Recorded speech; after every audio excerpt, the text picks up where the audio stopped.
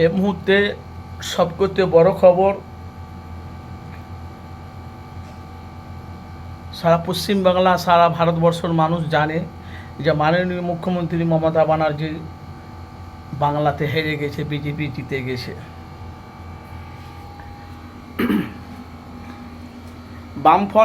বামফ্রন্ট সিপিএম 34 বছর বাংলা রাজত্ব করেছে, কিন্তু ভাই বিজেপি কিন্তু বাংলায় ছিল না।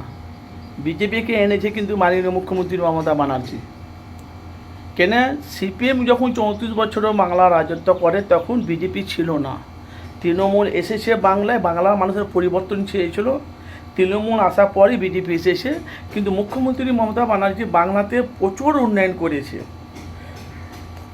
এখানকার বাংলাতে বিজেপি আসবে অথচ এসে গেছে। যেহেতু ভোট নিয়ে কী হয়েছে না আছে সিট নিয়ে বাংলার মানুষ সবাই জানে। এখন বাংলায় উন্নয়ন হবে কি বাংলা শাসন রাজত্ব চলবে জানি না। কিন্তু আমরা দেখতে পাচ্ছি একটা বিধায়ক এমএলএ নওশাদ সিদ্দিকী সারা পশ্চিম বাংলা জুড়ে তার নাম। ভোট যদি ভালোভাবে হয় তাহলে সব জায়গাতে জিতবে আইএসএফ। কে বলছে? বাংলার মানুষ, জনগণ, সাধারণ মানুষ, অনেক মানুষ তারা বিভিন্ন রকম মতামত তারা জানাচ্ছে। কিন্তু আপনাদের কাছে একটাই প্রশ্ন, আমরা সাংবাদিক আমাদের কথা হলো উভয় পক্ষে মানুষের কাছে সত্যটা, চিত্রটা মানুষের কাছে তুলে ধরা। 4 তারিখে যখন ভোট গণনা হলো দেখেছি আইএসএফের কর্মীদের উপরে হামলা হয়নি, হুমায়ুন কবিরের জেইউপির সাথে কোনো কর্মীদের হামলা হয়নি। লড়াইটা কিন্তু ছিল তৃণমূল আর বিজেপির সাথে।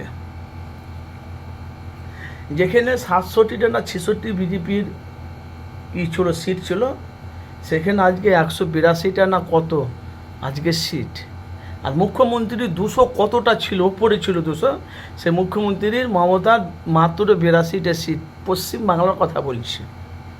যাই হোক, পরের কথা। তো এখন বাংলাতে এখন সবাই চাইছে নওশাদকে। তো নওশাদ যে এত জায়গাতে সিট দিল, তো সেগুলো তো পেল না, ভাঙড়ে পেল, কারণটা কি? এখন দেখতে পাচ্ছি আইএসএফের ঝান্ডা আর বিজেপির ঝান্ডা এক জায়গায়। ভালো, কিন্তু এখন বাংলার মানুষ চাইছে যে দলই আসুক, বিজেপি আসুক কি বামফ্রন্ট সিপিএম আসুক, যেই আসুক, বাংলা এখন পরিবর্তন চাইছে। শিল্প, কাজ, চাকরি, এসব প্রত্যেকটা জিনিস যেমন মমতা ব্যানার্জি যে